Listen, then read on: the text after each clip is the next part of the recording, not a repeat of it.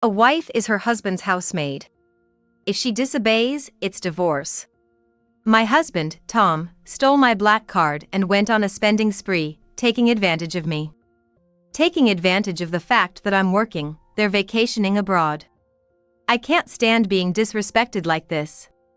Sure, I replied, seething with anger, and while brushing off his call, I began to hatch my frightening revenge plan. I'm Holly Smith.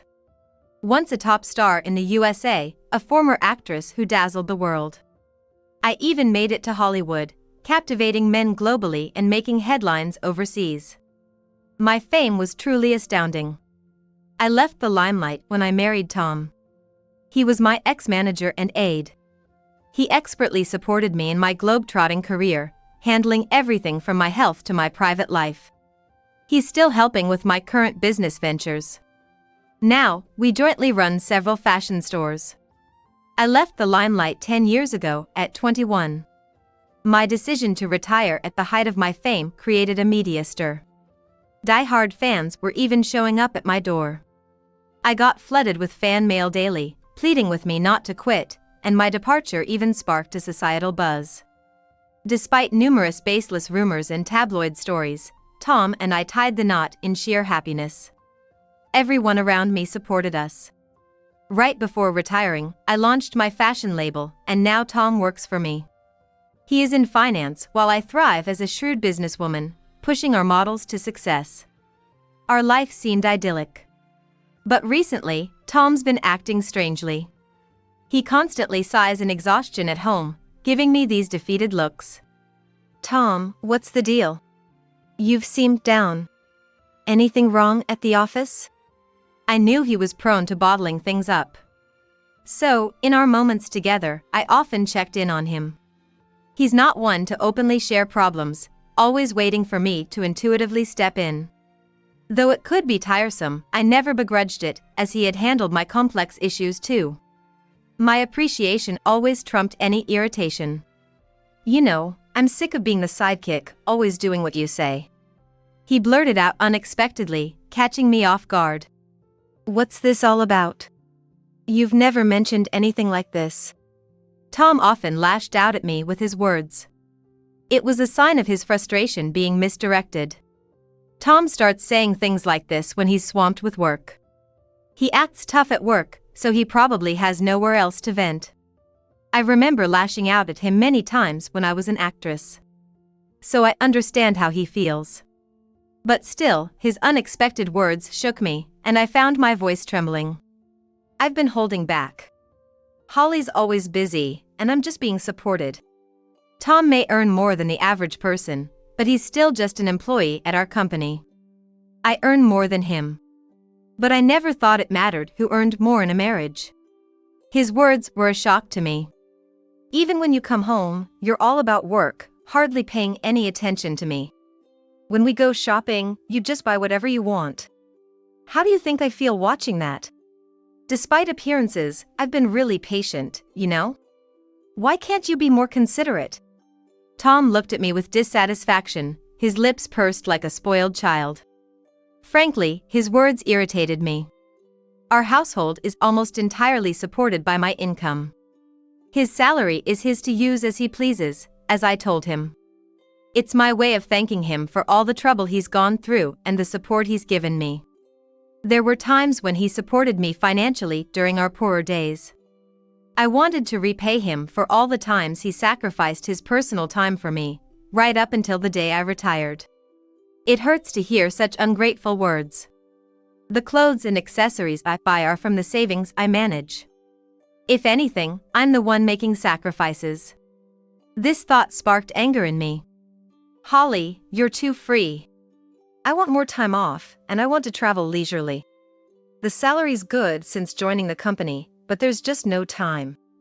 I left showbiz and joined your company to support you, Holly. Don't I deserve more gratitude? Stop prioritizing your own time and give me a break.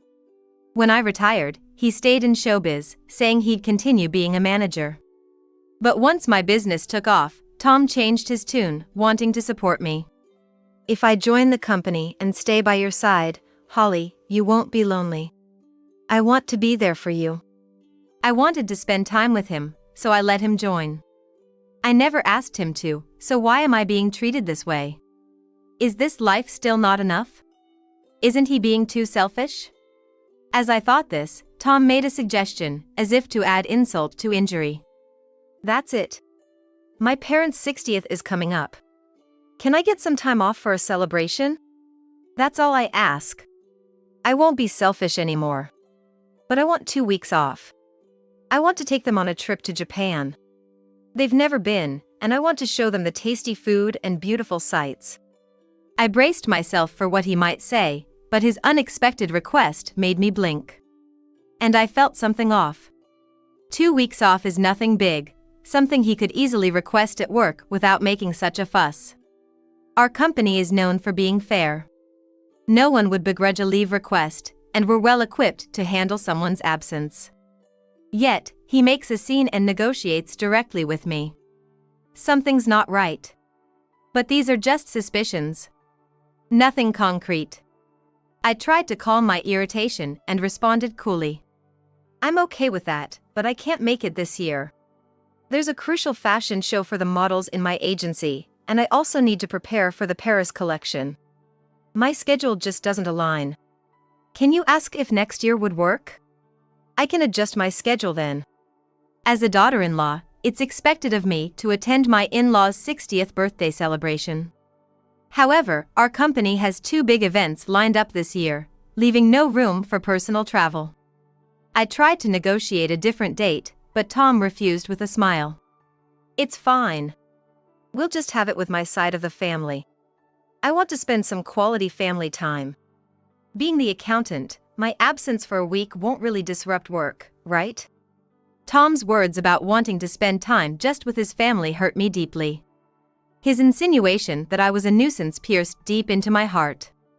So, how about it? I deserve some free time too, right? Tom always had a way of speaking without thinking. He's harmless but sometimes thoughtless. It's one of his flaws, but I chose him as my life partner, knowing no one is perfect. Still, I can't accept how he's speaking to me now. Even if he doesn't mean it, why do I have to be spoken to like this? Doesn't he care about me? Hey, Holly? You listening to me? I owe a lot to Tom's parents. Although I can't often visit due to work, they always treat me like their own child and praise my work. We're so happy to have such a wonderful daughter, his mother had said when I married into the family, and his father celebrated our marriage with joy. It's their 60th celebration. I understand wanting to celebrate it this year. But how can I agree happily after being spoken to like that? It doesn't matter to me. Take 1 week or 2, do as you like. I couldn't hold back my anger and showed it openly. This probably triggered Tom. He stood up, visibly upset, and left the living room without a word. We've been sleeping in separate bedrooms due to work. And from that day until his trip, we didn't see each other at all. Is that really true? Isn't your husband being too harsh? My secretary, noticing my unusual demeanor the day Tom left for his trip, pressed me for details. She's an exceptional talent and has been supporting me since I started managing the company. As women, we often see eye to eye, and sometimes she's even more reliable than my husband. She's quick-witted yet caring, always there to support me when I'm down or about to make a mistake. I cherish her like family. She admires me like a real sister, and I often confide in her. Her honest and mature advice, beyond her years, is always valuable. And this time too, she noticed something was off about me and kindly showed concern. I hesitated at first about opening up, but realized keeping it in could affect my work. I decided to tell her everything that happened up to today. She furrowed her brow in anger. If I were you, I'd have given him a piece of my mind. You've been too soft on your husband, boss. I get that you love him, but you can't let him walk all over you. Her blunt advice, making me wonder who's older, hit me hard. In an environment where everyone tends to hold back from telling me things, she's the only one who treats me as an equal. This freshness and comfort are something I really value. Being in a higher position often means more humility and restraint. And someone who can confront me head-on like her is truly precious. You're right. What should I do? You can call him, right? Why not talk after work today? Don't worry about spoiling his trip. If things keep going like this, you might be headed for divorce. She pressed the point like an older sister, leaving me with no response but to agree.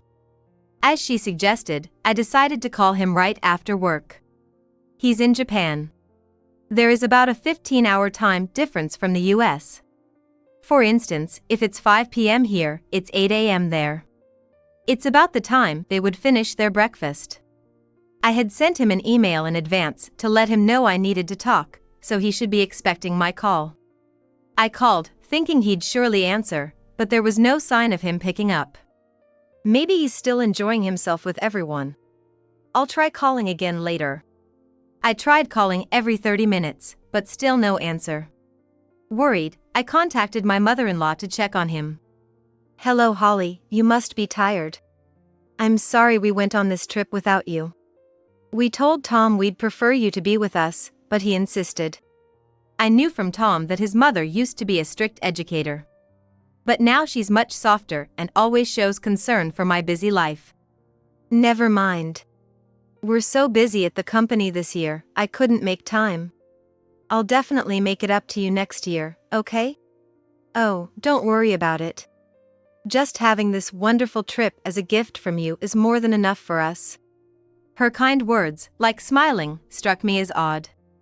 Wait, a gift? I asked, puzzled by the unfamiliar term. She seemed surprised by my question. While expressing surprise, they explained the situation to me. Oh, isn't it? Tom told us this trip was fully paid for by you since you couldn't join. What? I couldn't help but shout in surprise over the phone. My mother-in-law realized I didn't know anything from my reaction. She hurriedly connected her words. Isn't this the trip Holly arranged? Tom paid for everything with Holly's card, so I thought it was from you. The trip included Tom's parents and his sister's family, 5 people in total. The flight alone costs about $1,000 per person minimum. Including other expenses, it easily exceeded $10,000. It's outrageous to use such a large amount without consulting me. Especially since I usually cover living expenses. Tom doesn't gamble or smoke, so his salary should be intact. He definitely earns enough to afford such expenses. Yet, he didn't. With him not answering my calls, my anger started boiling. My mother-in-law, noticing my state, spoke with concern. Holly, are you okay? We'll pay back every penny. Tom insisted on covering everything, which seemed odd. My husband and I decided to pay you back later. We miss you and plan to visit you. This trip might be based on a terrible plan. Thinking so, my mother-in-law continued to comfort me. You're not at fault. It's also your 60th celebration, so please use that money for your enjoyment. I'll definitely get Tom to pay for it. But could you tell me more about the trip's planning? I was wondering what Tom was up to. I realized this trip must have been carefully planned months ago. Tom was using me without my knowledge. At that moment, I started to suspect him. Then, my mother-in-law shared a shocking truth. The trip was actually proposed by Tom's sister and her husband. To my surprise, it was Tom's sister and her husband, who always criticized me, who initiated the trip. Tom's brother-in-law, an executive at my rival company. He looked down on me for being a female CEO. Due to her high pride, Tom never stood up to his sister. The sight of such a Tom perking up to someone other than herself. In other words, mean must have caught my sister-in-law's eye. Even though she's always led Tom by the nose, I couldn't stand the fact that she's offended by just a slightly nice look from Tom. With their strong sense of rivalry, my sister-in-law and her husband disliked me, and I tried my best to avoid dealing with those two as much as possible. The couple, always competitive and disliking me, planned this trip. Possibly persuading Tom to pick a fight and exclude me. They waited for the right moment to bring Tom along as a cash cow. I'm so sorry, I didn't know anything.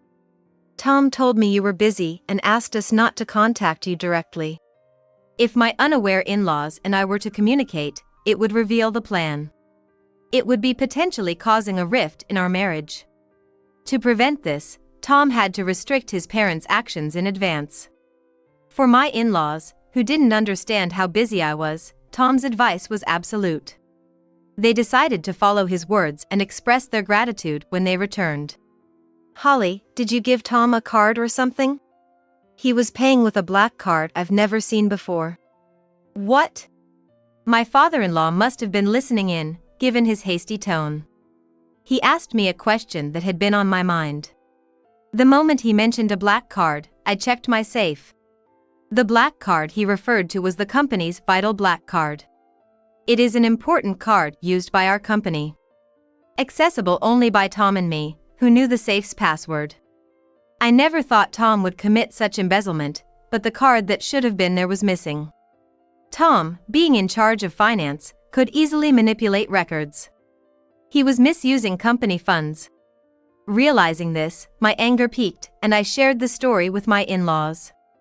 They must have been shocked, going pale. My mother-in-law became panicked. What should we do? Are we complicit in this embezzlement? We'll return to the US with Tom immediately. We're as guilty as he is, even unknowingly. We'll accept our punishment once we're back. My father-in-law, a man of strong responsibility, said. I shook my head, refusing his words. It was all engineered by Tom's sister's family, and Tom, my in-laws, weren't to blame. I couldn't punish them. No need for that. You were just manipulated by Tom. You're not at fault. But I can't let them off the hook. We don't need punishment, but could you help me with something? What? I've turned a blind eye to Tom's actions until now. That's my fault. He's taking me for granted, thinking he can get away with just an apology. This isn't just a marital issue, it's a company issue. We need to teach him a lesson. All right. We'll do whatever we can to help. So, we started plotting a revenge plan. I was surprised by my own cunning, but my love for Tom had died. Now only hatred and anger were surging through me. Initially, my in-laws were hesitant about this horrible plan. But they also have Tom's responsibilities as parents.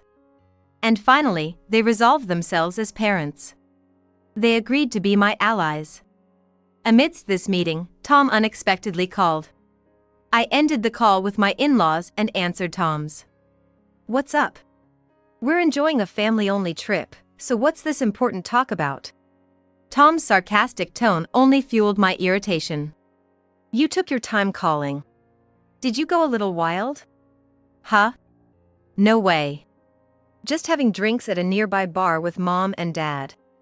This confirmed he was lying. I had just spoken to his parents, and there was no noisy bar sound in the background. Besides, they had no reason to lie to me. He was probably out causing a ruckus with his sister's family. His words, erasing all the time and relationship we had built, cooled my feelings entirely. Oh, really? By the way, Tom, you haven't been doing anything with the company's expenses, have you? His demeanor changed instantly at my unexpected question. What's that all about? His tone, usually lighthearted, became dead serious. Was this his true nature? Seeing his attitude shift, as if he now saw me as an enemy, I faced him with equal firmness. Just checking, since there'll be an audit at the company soon. Are you suspecting me? His defensive reaction showed his guilt. I couldn't help but laugh at his poor response. What's wrong? I was just concerned, and you're talking about suspicion. Did you do something wrong? No. Anyway, the house isn't in a mess when I get back, right? Realizing he was digging himself deeper, he suddenly changed the subject. His actions only made him look more suspicious. I was almost impressed by his foolishness. Who knows? I've been busy with work too. Give me a break. I hate coming back to a dirty house with bugs. A wife is her husband's maid. Disobey and it's divorce. Even our executive says that to his wife. Looks like I might have to do the same, right? You wouldn't want that. So, keep the house clean. I had never seen him getting along with the executive. His current words were probably all his own thoughts. But aware of his weaker position, he used the third person to express them. His patheticness made me sigh. Sure. I'll keep that in mind. There was no need to talk to him any longer. Tom clearly looked down on me. Even embezzling company funds. Embezzlement is a serious crime, and I could take him to the police. No mercy, even for a spouse. But that alone wouldn't satisfy me. After ending the call with Tom, I immediately phoned a certain place. The next day, while busy preparing for the fashion show, I was bombarded with calls. Of course, it was Tom. I noticed his calls late at night while I was out for a reason, accompanied by my secretary. Luckily, she was driving, so I answered Tom's call. You're late. What have you been doing? His voice was rougher than I'd ever heard, surprising both my secretary and me, who were listening on speaker. What do you mean? I was working. Did you do something yesterday? Do something? Like what? Don't play dumb. Tell me the truth. What did you do? Tom was in complete panic, and in the background, I could hear several Japanese men confronting him, along with my sister-in-law and her husband. Sounds noisy. Something wrong? No, it's just, Tom, who had been blustering, suddenly began to stammer. He realized that admitting anything would put him in a very disadvantageous position. His odd behavior made me explain to him what was coming. Time to give him a taste of despair. Too bad, Tom. You were supposed to be having a blast in Japan, but it seems your dream turned into a nightmare overnight, huh? But it's what you deserve for misusing someone else's money. You did something, didn't you? As he reacted weirdly, I revealed what I had done the day before. I had contacted the president of the credit card company I was contracted with. Despite being after hours, he agreed to help me due to our long-standing relationship. He immediately suspended the company's credit card. If a credit card is misused, the company doesn't have to pay the store, leaving the store at a loss. However, Tom had arranged to pay the entire bill at checkout, so with the card blocked, he couldn't pay and was now being interrogated by the hotel receptionists. Tom, Mom and Dad have already checked out. The taxi I reserved for them left with them, so there's no one coming to pick you up. My sister-in-law, who was cornered, bombarded Tom, asking what to do next. Hearing this, Tom panicked even more and directed his anger at me. How can you do this and think it's okay? You ready for a divorce? Go ahead. I'd rather not have a husband who embezzles company funds. I've already spoken to a lawyer, and we're moving forward with divorce proceedings. What? Tom was visibly shaken by my unflappable demeanor. I've overlooked so much of what you've done, Tom. There was a time when you supported my work, and I was grateful. But I've reached my limit. My patience is exhausted. That can't be. Realizing he was in an absolute crisis, Tom finally understood my fury and let out a pitiful cry. The receptionist relentlessly demanded payment from Tom and his group, who were now cornered in despair. None of them could speak Japanese, relying on a guide for communication. Listening to their situation, I suggested switching the call to me. No one there speaks Japanese, right? Let me talk to them for you. You're going to help? Gladly. Tom must have thought I had a change of heart, realizing his mistake. Without hesitation, he handed his phone to them. I explained the situation to the receptionists in Japanese, and they quickly grasped it, seeming quite cooperative. To ease their worries, I also gave them my contact information, which my secretary noted down. They happily agreed to my proposal. After a friendly chat, they returned the phone to Tom. What happened? Did you sort it out? Yes, I've taken care of it. Now it's up to you guys. Really? You're a lifesaver, Holly. I love you. He then hurried off, apparently called by the receptionists. Tom, clueless, ended the call and followed them. Are you sure about this? It probably won't end well. Perfect, right? It's ideal for them to see hell. An hour later. As expected, I received a barrage of calls again from Tom. When I answered the call, Tom was on the line, his voice filled with pitiful anguish. Holly, what's going on here? What is this place? Crying out, he showed me via video call the image of a slum area in Osaka, Japan. The image of Skid Rows. Tom and his sister's family were stripped of their belongings and in a pitiful state, caught by those guys. Being taken to what's considered the most dangerous place in Japan was honestly unexpected. When I was talking to the receptionist, he said, I was a big fan of you. I'll prepare a harsh punishment, just leave it to me. But I never expected it would be this place. I laughed out loud at the unexpected location. Lucky you're still alive in Japan's most dangerous place. It's a miracle, really. What? Wait, Holly! What's this about? Explain yourself and come help us right now. Since it's a video call, they can probably hear everything clearly. Behind them, many homeless people were surrounding Tom and his group, causing a commotion. You guys were causing trouble for Holly. You reap what you sow, time for reflection. Added my in-laws, joining the call, surprising her. Mom? Dad? What are you doing? A friend of Holly's flew us back in a private jet. We returned to the US, and Holly picked us up. We realized you were trying to set Holly up. We asked her to do as she pleases with you guys. As they said this, the onlookers behind them started confronting Tom's sister and her husband. The people living in Skid Rows are ruthless. If you wear anything valuable, even women are not spared. They were raising their voices while making a video call in such a dangerous neighborhood. It's no surprise they became perfect targets. I addressed the crowd in Japanese, loud enough for them to hear. Telling them these men were using my card illegally and treating me horribly every night. I encouraged them to do as they pleased with them. The locals, getting into the spirit, eagerly agreed to give them a hard time. Suddenly, the call ended, perhaps because someone snatched the phone.